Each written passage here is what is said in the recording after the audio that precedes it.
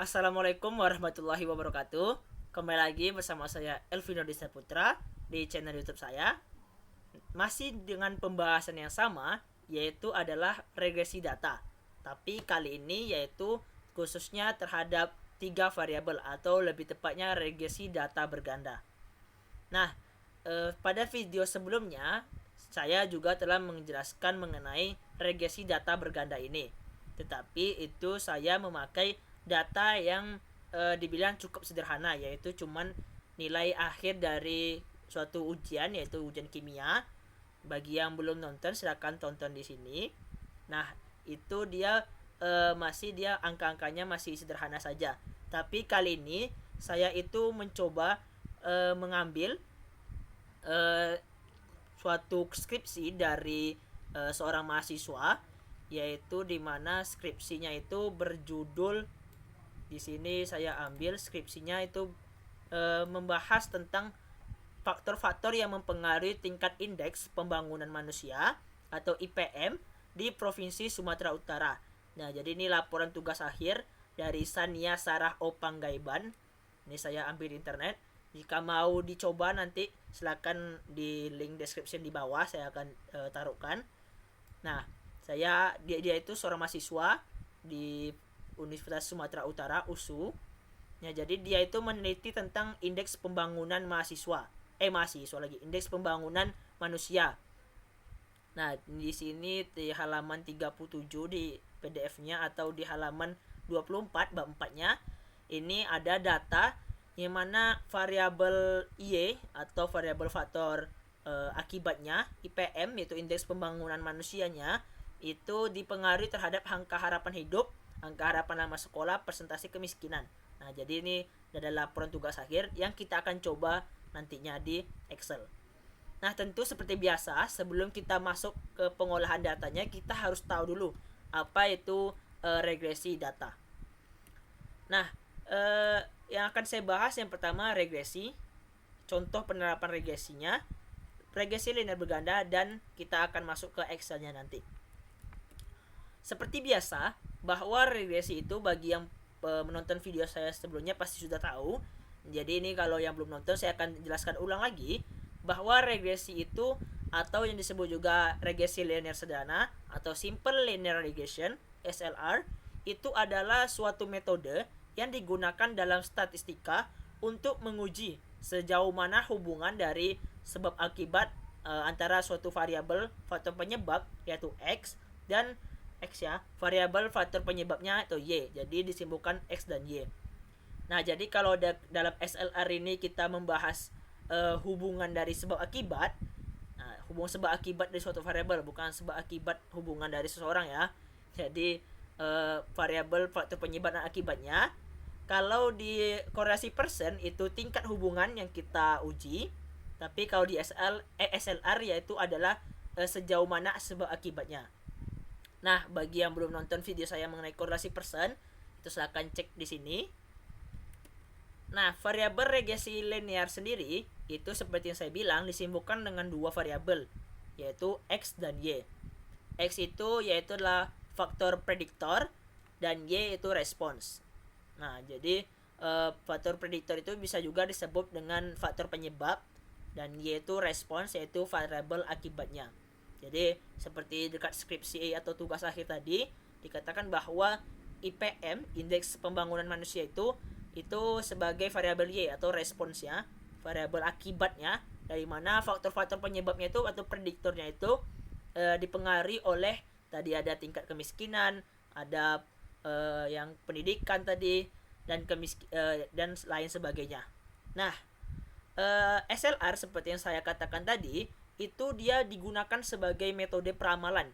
Jadi dengan kata lain SLR ini kita bisa memprediksi tentang karakteristik maupun kuantitas dari produksi tersebut. Nah, adapun contoh penerapannya itu khususnya di bidang produksi itu seperti hubungan antara lamanya kerusakan mesin dengan kualitas produk yang akan dihasilkan, dan juga hubungan jumlah pekerja dengan output yang diproduksi, dan hubungan antara suhu ruangan dan cacat produksi yang dihasilkan. Nah, ini kalau di contoh penerapan dalam produksi. Nah, seperti yang kita lihat dalam skripsi tadi di sini, nah itu dia tuh contoh dalam presentasi pembangunan manusia IPM-nya. Jadi ada angka harapan hidup sebagai faktor-faktor penyebabnya, lama sekolahnya, dan presentasi kemiskinannya. Nah, itulah yang akan kita bahas nantinya di dalam Excel, atau kita olah apakah benar dan tidak adanya data-data tersebut.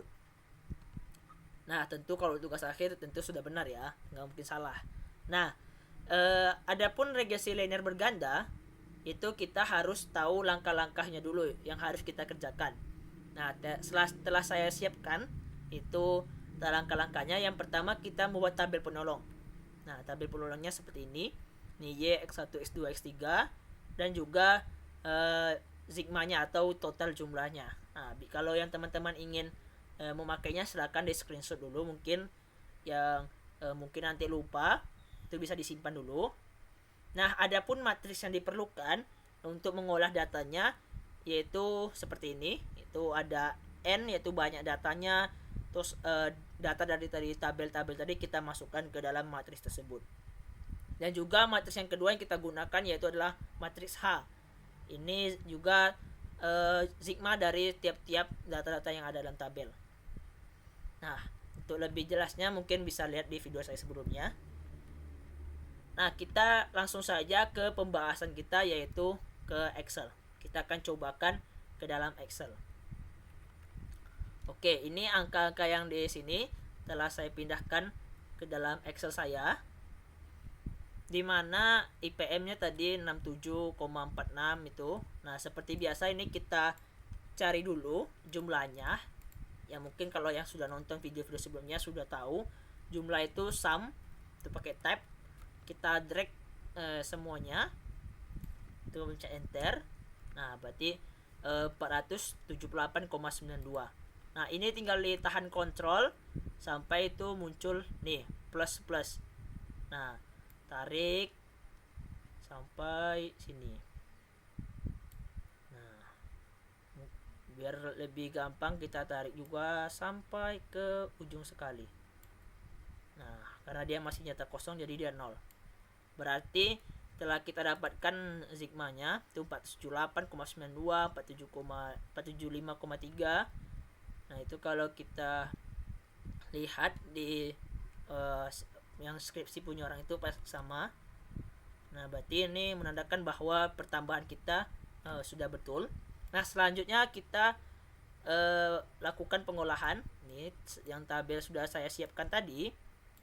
Nih, X1 dikali Y, X2 dikali Y, X3 kali Y, X2Y. Nah, ini sudah saya pindahkan ke dalam Excel ini jadi lebih mudah. Nah, X1Y itu sendiri berarti X1 yang ini dikali dengan Y. Seperti biasa itu ya. Nah, baru ini kita drag, tahan kontrol lagi, jangan lupa itu tanda plus ini. Itu ada plus 2 biji, baru kita tarik, tahan kontrol itu namanya. Nah, lalu X2Y berarti X2 dikali dengan Y. Y salah, Y nya ini. Nah, tahan kontrol lagi. Ini coba, ini udah betul nggak? Nah, berarti udah betul ya. X3 nya dikali dengan Y, dikali dengan Y. Nah, tahan kontrol lagi. Nih, berarti 32.520. Nah, sebenarnya orang ini sudah cari juga. Nih, X1 dikali X2, X1 dikali Y sudah dia cari juga. Nah, 3251, tapi dia dibulatkan. Ini nggak apa-apa. Berbeda angka belakang koma itu biasa saja, itu nggak apa-apa. Jangan dianggap salah. Itu karena kalau kita kecilkan seperti ini, dia nanti juga membulat. Nah, itu standar saja, biasa, nggak apa-apa. X1 dikali X2, di X1 dikali X2, enter, drag lagi ke bawah. Jadi kalau kita pakai Excel itu gampang, kalau manual ya susah. Ini X1 dikali dengan X3. Asalkan kita nggak salah kali aja, itu yang paling utama, harus teliti. Nih, kita cek dulu nih. Kalau ngeceknya itu klik 2 kali di mouse yang sebelah kirinya. Berarti X1 kali Y, X1 kali Y betul, X2 kali Y betul, X3 dikali Y juga betul, X1 kali X2 betul, X1 kali X3 betul. Sekarang X2 dikali X3. Tahan kontrol lagi, tarik ke bawah. Nah gitu aja, gampang. X1 kuadrat. Nah X1 yang sebelah sini, lalu kita kuadratkan. Ini kita kuadratkan, drag ke bawah. X2 kuadrat, X2 kuadrat, tarik ke bawah. Sini X3 kuadrat. Nah, berarti sudah kita dapatkan hasil dari semuanya. Nah, kita cek nih X1 kuadrat. Berarti ini betul. X1 kuadratnya berarti sudah benar. Ini X2 kuadrat benar, X3 kuadrat benar. Nah, kita coba tengok di sini. Maka kita X1 kuadratnya not responding, maaf. Nih X1 kuadrat, nih totalnya 3227, 3,651, 1069. Nah, berarti sudah benar 1088. Nah, oke, aman berarti ya. Nah, selanjutnya barulah kita gunakan tabel penolong kita tadi. Nah, jadi di screenshot dulu tabel penolongnya yang tadi di PowerPoint, baru kita masukkan ke Excel biar mempermudah kerja kita nantinya. Ini jangan lupa dibesarkan biar nampak tulisannya. Nah, itu berarti matriks A itu dia N berarti yang 7 ini sudah N, itu sigma N7 sigma X1 berarti nggak usah, ini kita bikin di sini 7. Berarti sigma X1 berarti yang ini. Lalu di sininya sigma X2, ini harus manual ya, sigma X2 di sini berarti tadi sigma X3. Ya kan? Nah, ini sigma X1, 2 dan 3. Berarti sini sigma X1 pakai sama dengan biar nanti dia bisa itu di drag dia nyatu semua, X2 dan sigma X3. Nah, sigma X1 S2 3 di sini sigma X1 kuadrat. Berarti yang di sini tadi sigma X1 kuadrat berarti ini. Terus di sini sigma X1 kali X2. Sigma X1 kali X2 ini. Nah, yang di bawahnya sigma X1 kali S3. Sigma X1 kali S3 ini. Selanjutnya X1 X2. Ini berarti X1 X2. Bawahnya X2 kuadrat. Berarti yang sebelah sini X2 kuadrat. Nah, yang ini bawahnya X2 X3. Sigma X2 X3 ini. Ini X1 X3. X1 X3 sigmanya. Yang ini X2 X3. X2 X3. Yang bawahnya lagi sigma X3 kuadrat seperti ini. Nah, dicek saja berarti N-nya 7, sigma S1 nya 47,53, 86,46, 43,72. Terus ini X1 2 nya berarti ini X1 kuadrat. X1 kuadratnya berarti berarti ini X1 kuadrat 3277. Sininya berarti X2 kuadrat, sininya lagi X3 kuadrat. Nah, berarti sudah benar. Berarti sini X1, ini X3, ini X1 X3, ini X1 X3. Oke, benar. Ini X2 X3. Oke, dah. Oke, nah, sekarang lanjut ke tabel yang H, yaitu sigma Y. Tabel yang H yaitu adalah sigma Y. Ini sigma Y. Yang bawahnya adalah sigma X1Y, X2Y, X3Y. Oke. Berarti sigma X1Y, terus X2Y dan X3Y. Berarti X1Y, X2Y, X3Y. Oke, sudah benar. Nah, sekarang kita kecilkan lagi. Nah, berarti kita sudah menyelesaikan tabelnya. Nah, selanjutnya yaitu kita cari matriks A1. Nah, bagi teman-teman yang belum nonton pasti belum tahu. Jadi, yang kalau udah nonton video sebelumnya pasti sudah tahu. Itu cara mencari matriks A1 itu kita ganti kolom yang A, matriks A ini kolom pertamanya dengan yang di H. Berarti ini sama dengan yang ini. Matriks yang ini tetap dia semuanya sama. Nah, ini. Nah, ini tinggal di drag semuanya, tahan kontrol kali ke bawah. Nah, jadi dia otomatis nanti ini. Nah, otomatis bukan sama ya. Nah, kalau matriks kolom kedua berarti yang keduanya diganti. Ini ganti dengan H. Ini tetap, yang ketiganya dia tetap sama yang ini. Oke, ini tahan lagi, drag, kontrol, drag ke bawah. Nih, berarti nampak ya perbedaannya.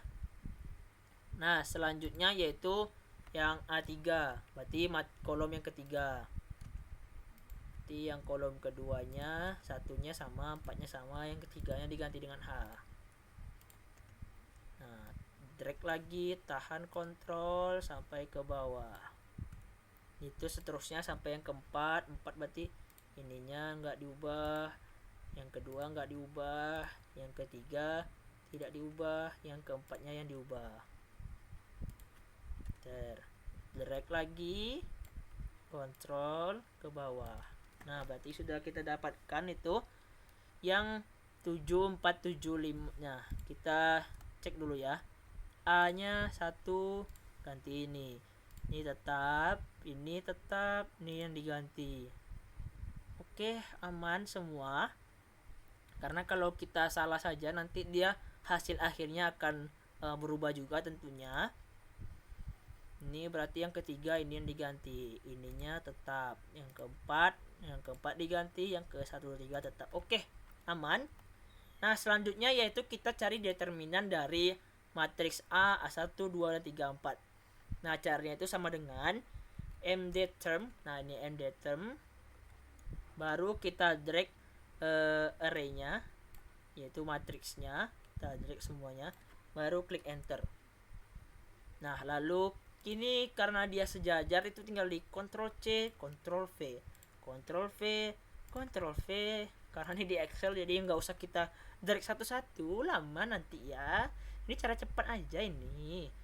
Inilah gunanya YouTube, biar belajar cara cepat. Kalau kita cek ini sama hasilnya. Middle term yang A1, ini yang A2, ini A3-nya, ini A4-nya. Berarti sama. Oke. Kok nggak percaya? Delete aja. Delete.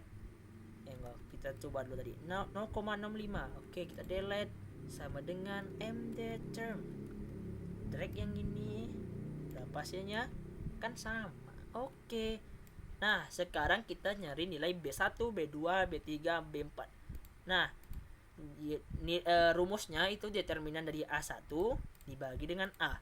Determinan A2 dibagi dengan A. Nah, itu kalau kita cari manual itu lama. Untuk itu saya cari cara cepatnya. Kita sama dengan, kita pilih A1, kita bagi dengan A.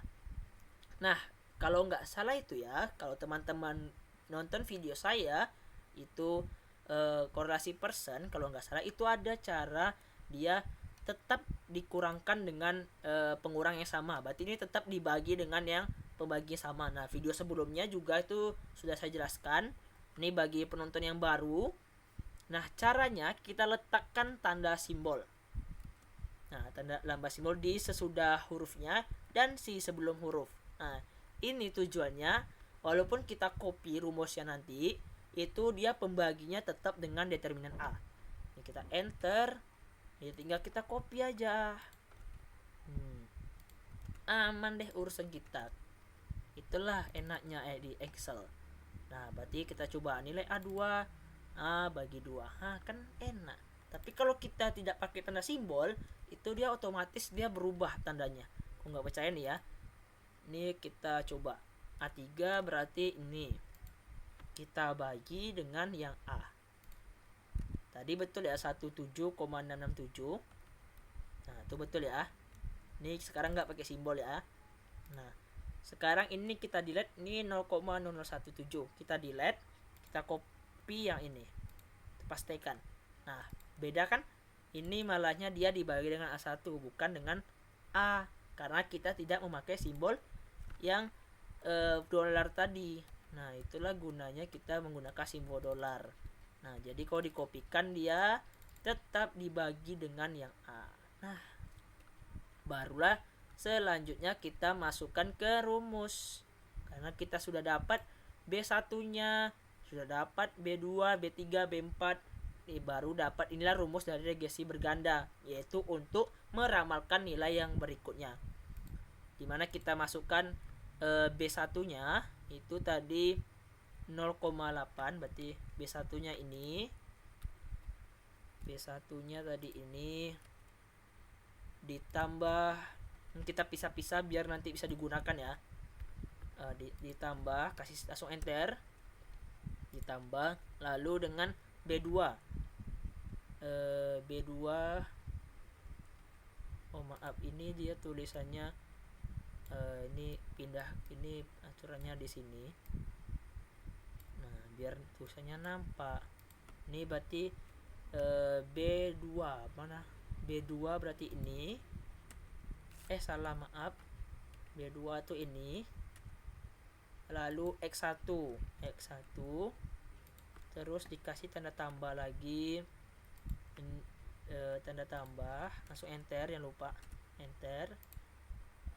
B3 berarti B3-nya ini ditambah dengan berarti ini B3 X2, baru sini ditambah B4 berarti B4 berarti yang ini. Oh bukan, salah, maaf, B4 ini salah klik. B4 dan X3 nih, X3. Nah, ini kita kecilkan biar nampak ya.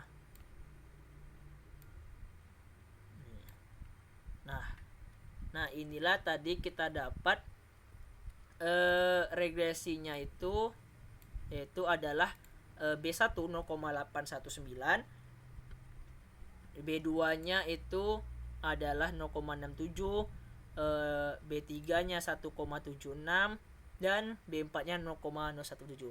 Nah, karena regresi data ini untuk meramalkan suatu data. Nah, di sini saya telah siapkan jika nanti nilai X1 atau angka harapan hidupnya 70, anggap saja ini di tahun 2017 itu terjadi angka harapan hidupnya itu 70 naik, dan X2 itu angka harapan lama sekolahnya juga naik 15, tetapi presentasi kemiskinannya turun menjadi 9,45. Nah, berapakah nilai Y atau nilai dari indeks pembangunan manusianya, IPM-nya? Nah, tinggal kita masukkan Y sama dengan berarti B. Berarti kan B1 berarti ini ditambah dengan B2 dikali dengan X1. X1-nya ini ditambah dengan B3 dikali dengan X2 ditambah dengan B3, nilai B3 ini B3 di B1 nih ditambah B2 dikali dengan X1 ditambah B3 dikali dengan X2 ditambah B4 dikali dengan X3 ini. Nah, berarti saat dia angka harapan hidupnya 70, angka harapan lama sekolah 15 dan persentase kemiskinan 9,45, maka IPM-nya 74,81. Nah, inilah fungsi dari regresi berganda, yaitu untuk meramalkan suatu data ke depannya. Nah, karena sebelumnya di regresi data yang variabel 2 variabel itu dia ada cara cepatnya, tentu juga di yang 3 variabel ada cara cepatnya. Nah, teman-teman buka file saja, ini bagi pengguna Windows, buka file, itu kalian aktifkan dulu option, itu ada add-ins. Nah, kalian cari saja analysis toolpath, ini karena saya sudah gunakan. Kalian klik go, analysis toolpath, lalu go. Nah, hidupkan analysis toolpath-nya, lalu klik OK. Nah, jangan lupa ini saya kecilkan karena tutup kamera ya. Ini di data itu ada data analisis. Nah, itu kalian cari regression. Nah, regression, klik OK. Nah, tinggal di sini nanti kalian masukkan berapa Y-nya. Jadi range Y-nya berarti yang ini. Dan rank X-nya itu ini. Itu faktor-faktor penyebabnya. Nah, ini sesuai terserah saja, ini boleh dihidupkan, boleh dimatikan juga. Ini sebagai penambah-penambah saja. Nah, lalu klik OK. Nah, maka nanti akan keluar seperti ini. Nah, disinilah nih terdapat intercept X variable ini. Nah, ini kalian copy. Kalian bisa bandingkan dengan yang kita telah cari tadi. Nih, bisa dibandingkan di sini. Nah, kelihatan itu dia terjadi perbedaannya. Nampak sekali perbandingannya 0,819166. Nah, itu sama dengan B1-nya. Dan B2-nya variabel X1, karena sini X1 ya. Berarti B2 itu 0,673, itu sama ya persis. Dan di sini B3 atau yang X2-nya itu 1,767704,729, itu mirip. Dan X3-nya 0,00173272. Nah, berarti apa yang telah kita cari tadi itu benar adanya. Nah, kita juga bisa lihat dengan skripsi yang telah diselesaikan tadi. Nah, itu dia sebenarnya pakai B0, itu sama saja. Nah, telah dia dapatkan bahwa 0,807 untuk B1-nya atau B0-nya.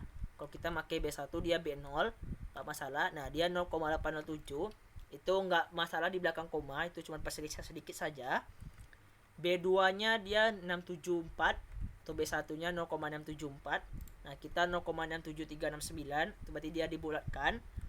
Dan B3-nya kita 1,76, masih sama, dia B2 1,76, dan B3-nya 0,02. Kita berarti B4 0,0017, berarti 0,02 juga. Nah, berarti apa yang telah kita cari tadi itu telah benar sesuai dengan skripsi yang telah dikerjakan oleh kakak ini. Nah, itu tadi cara kita mencari korelasi regresi data, yaitu tingkat hubungan antara sebab akibat dari ketiga variabel X ini. Jadi angka harapan hidup, angka harapan lama sekolah, dan persentase kemiskinan itu ternyata berpengaruh terhadap indeks pembangunan manusia, dan sesuai dengan yang telah diselesaikan oleh kakak senior kita ini. Nah, terima kasih sebelumnya kepada kakak ini karena telah menyediakan datanya untuk kita uji. Bagi yang ingin datanya silahkan cek link description di bawah, nanti saya akan letakkan. Terima kasih untuk teman-teman sekalian yang telah menonton video ini. Jika ada pertanyaan silakan DM Instagram saya, ini masih sama. Assalamualaikum warahmatullahi wabarakatuh.